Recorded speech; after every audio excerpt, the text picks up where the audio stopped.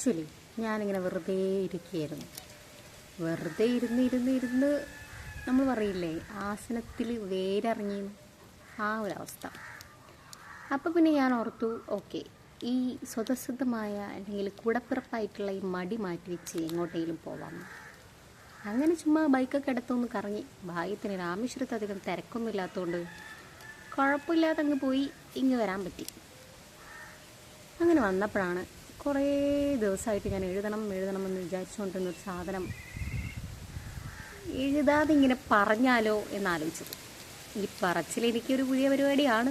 ഞാനിതുവരെ അങ്ങനെ പറഞ്ഞിട്ടില്ല. ഞാൻ പറഞ്ഞത് നിങ്ങൾ കേട്ടിട്ടുണ്ടാവില്ല.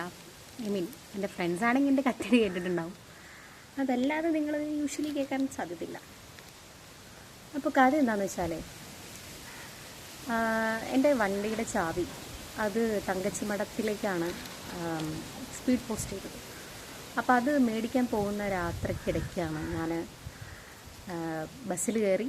അപ്പം രാമേശ്വരം ബസ് സ്റ്റാൻഡിൽ നിന്ന് ബസ്സെടുത്ത് പോകുന്ന സമയത്താണ് ഞാൻ ഇരുന്നതൊരു അമ്മയുടെയും അവരുടെ മകൾ എന്ന് വെച്ചാൽ അത്യാവശ്യം കല്യാണമൊക്കെ കഴിഞ്ഞ ഒരു 36 വയസ്സൊക്കെ ചേച്ചിയുടെ കൂടെയാണ്.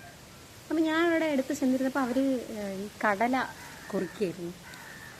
അപ്പം അവർ ആ പാക്കറ്റ് പൊട്ടിക്കുന്നേ ഉള്ളൂ. എന്നെ കണ്ടിട്ട് കടലയ്ക്ക് ഇത് തോന്നിയതുകൊണ്ടാണോ അല്ലെങ്കിൽ എന്നെ കണ്ടൊരു പട്ടിരിപ്പാലായിട്ട് തോന്നിയതാണോ എന്താണെന്ന് അറിയത്തില്ല. ഓക്കെ, ജോക്സ് അപ്പാർട്ട്, അവരുടെ നല്ല മനസ്സ്. അവർ അപ്പോൾ തന്നെ എനിക്ക് ആ പാക്കറ്റ് പൊട്ടിച്ച് ഫസ്റ്റ് കടല തരുന്നത് എനിക്കാണ്. ഒരു പിടി കടലാണ്. ഞാൻ പറഞ്ഞു, അയ്യോ വേണ്ട, നമുക്ക് ആരാ എന്താ ഒന്നും അറിയില്ല. അപ്പോൾ അവരെല്ലാം കഴിക്കൂ സാപ്പിട് പറഞ്ഞിട്ട് തന്നു. അങ്ങനെ ഞാൻ മേടിച്ചു. പിന്നെ എന്നോട് ചോദിച്ചു, എന്താണ് പരിപാടി, എന്ത് ചെയ്യുന്നു ഇവിടെ, തനിച്ചാണോ?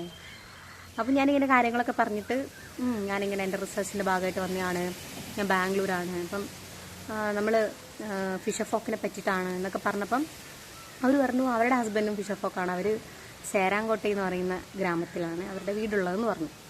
അപ്പം ആക്ച്വലി എൻ്റെ ഫീൽഡെന്ന് പറയുന്നത് എൻ്റെ സ്റ്റാറ്റസ് കാണുന്ന എല്ലാവർക്കും അറിയായിരിക്കും, ധനുഷ്കോടിയാണ്.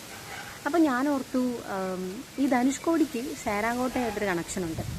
അപ്പം ഞാൻ പെട്ടെന്ന് എൻ്റെ ഒരു റിസർച്ചർ മൈൻഡിൽ ആലോചിച്ചത്, ഓക്കെ, ഈ അക്കയായിട്ടൊരു കോണ്ടാക്റ്റ് കിട്ടിക്കഴിഞ്ഞാൽ ചിലപ്പോൾ സേരാങ്കോട്ടയിലോട്ടൊരു എൻട്രി കിട്ടും. അവിടെ പോയി കുറച്ച് സംസാരിക്കാം, ആളുകൾ ഒരു ക്ലാരിറ്റി കിട്ടാൻ. അതെൻ്റെ ഒരു റിസർച്ചിന് ഡയറക്റ്റായിട്ട് ബന്ധമുള്ള ഒരു സ്ഥലമൊന്നുമല്ല. അപ്പം ഞാൻ അങ്ങനെ അക്കയോട് സംസാരിച്ചു. ഒക്കെ പറഞ്ഞു മുത്തുമാരി എന്നാണ് ഞാൻ അവരുടെ പേര്. അപ്പോൾ അവരെന്നോട് പറഞ്ഞു അവരുടെ ഹസ്ബൻഡും അങ്ങനെ മീൻപിടി തന്നെയാണ്. അപ്പോൾ നിങ്ങൾക്ക് വേണമെങ്കിൽ എന്താ പറയുക, എൻ്റെ ഹസ്ബൻഡിനോട് സംസാരിക്കാം എന്നൊക്കെ പറഞ്ഞ് അവർ ഭയങ്കര കമ്പനി. അപ്പം ഞാൻ ഇറങ്ങുന്നതിന് ഒരു എന്താ പറയുക, ഒരു 30 സെക്കൻഡ് മുന്നേ ഞാൻ അവരുടെ നമ്പർ മേടിച്ചു. എൻ്റെ നമ്പർ ഞാൻ അവർക്ക് കൊടുക്കുകയും ചെയ്തു. എന്ത് ഉറപ്പിൻ്റെ പുറത്താണ് കുറച്ച് കൊടുത്തത്, അല്ലെങ്കിൽ സേഫാണോ അങ്ങനെയൊന്നും ഞാൻ ആലോചിച്ചില്ല. പെട്ടെന്ന് ഞാൻ കൊടുത്തു. അങ്ങനെ അതവിടെ കഴിഞ്ഞു. അങ്ങനെ അത് കഴിഞ്ഞ് ഞാൻ വീട്ടിലെത്തിയപ്പോഴേക്കും എന്നെ വൈകുന്നേരം ഒക്കെ ആയപ്പോൾ തന്നെ അക്ക വിളിച്ചു, എന്തൊക്കെയാണ്, സുഖമല്ലേ, കറക്റ്റായിട്ട് പോയിട്ട് എത്തിയില്ലേ? അപ്പോൾ എനിക്ക് ഓക്കെ. യൂഷ്വലി തമിഴ്നാട്ടിലെ ആളുകൾ വളരെ സ്നേഹമുള്ള ആളുകളാണ്. അങ്ങനെ എല്ലാവരും അല്ല, അതിൽ കള്ളനാണയങ്ങൾ ഓഫ് കോഴ്സ് എല്ലാ സ്ഥലത്ത് പറയുന്ന പോലെയും ഉണ്ട്. അപ്പോൾ അങ്ങനെ ഒരു കേസ് ഇങ്ങനെ ആലോചിച്ചു. അങ്ങനെ പിന്നെ ഇടയ്ക്കിടയ്ക്ക് അക്ക വിളിക്കും, ഞാനും അങ്ങോട്ട് വിളിക്കും, സുഖമാണോ ചോദിക്കും, ഭക്ഷണം കഴിച്ചോ ചോദിക്കും. അങ്ങനെ പോവാണ്. അങ്ങനെ ഒരു ദിവസം ഞാൻ ധനുഷ്കോടിയിലോട്ട് ഫീൽഡിന് പോകുന്നതിന് മുമ്പായിട്ട് എനിക്ക് കുറച്ച് കൂടുതൽ സമയം കിട്ടി. ഫീൽഡിലെത്തുന്നതിന് മുമ്പ് ഞാൻ കുറച്ചധികം സമയം ഫ്രീ ആണ്. അപ്പം ഞാൻ അക്കയെ വിളിച്ചു. അക്ക എന്നെ അവരുടെ വീട്ടിലോട്ട് ക്ഷണിച്ചു. ഞാൻ സേരാങ്കോട്ടെ എന്ന് പറയുന്ന ഗ്രാമത്തിലോട്ട് പോയി. അതൊരുപാട്, ധനുഷ്കോടിയിൽ വേർക്കോട് എന്ന് പറയുന്നൊരു വില്ലേജ്, ഒരു ഏരിയ ഉണ്ട്. ആ വേർക്കോടിൻ്റെ അകത്തേക്ക് ഒരു ടേണിംഗ് ഉണ്ട്. ആ റോഡെന്ന് വെച്ചാൽ 2 ഗ്രാമത്തിലോട്ടാണ് പിരിയുന്നത്. ഒന്ന് സേരാങ്കോട്ടെ, പിന്നൊന്ന് കരയൂർ, അങ്ങനെ എന്തോ ആണ് പേര്. അപ്പം ഈ സേരാങ്കോട്ടെ എന്ന് പറയുമ്പം ഞാൻ ഉദ്ദേശിച്ചത്, നിങ്ങൾ രാമേശ്വരത്തിൻ്റെ മാപ്പ് എടുത്ത് നോക്കിയാൽ തന്നെ അറിയാം, വളരെ ചെറിയൊരു ഏരിയ ആണ്. ഈ ധനുഷ്കോടിയോട് അടുക്കും തോറും അതിങ്ങനെ നാരോ ആയിട്ട് വരും. ഞാൻ സേരാങ്കോട്ടയിലോട്ട് വണ്ടി ഓടിക്കാൻ തുടങ്ങി.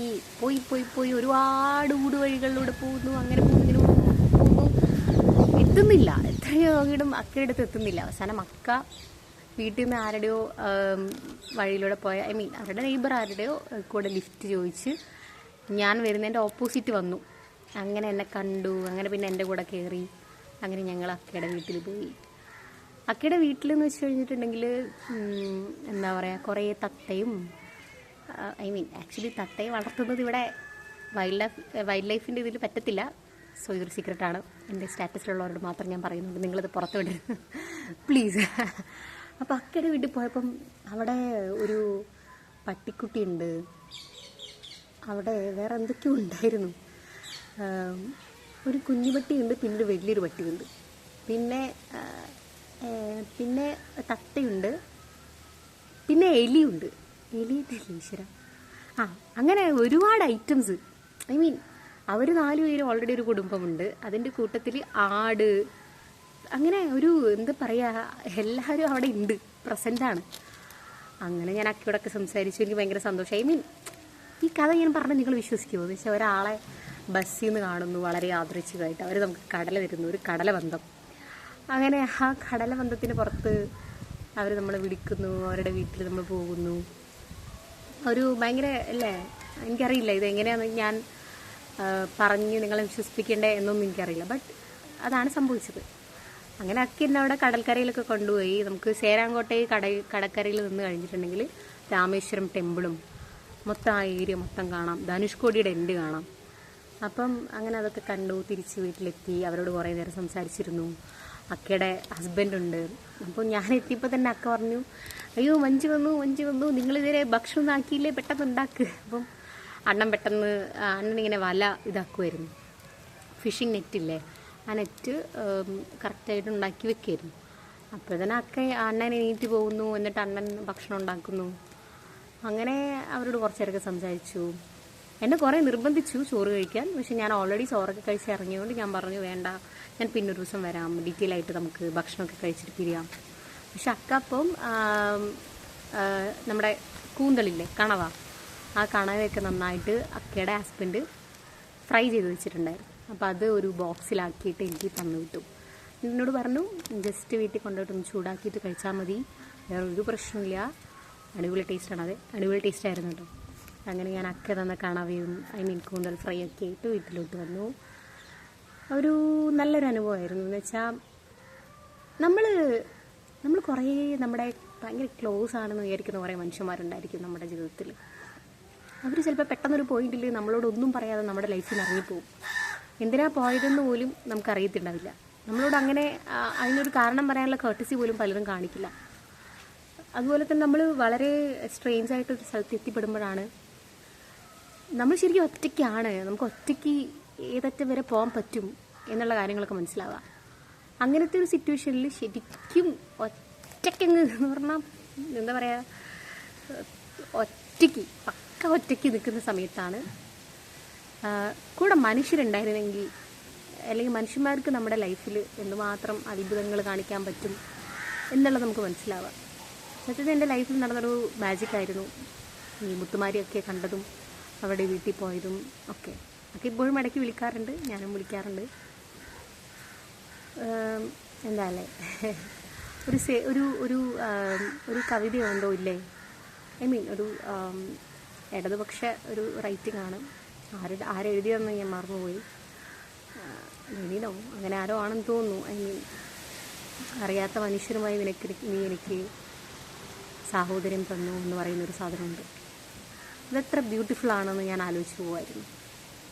ശരിക്കും അടിപൊളി അല്ലേ?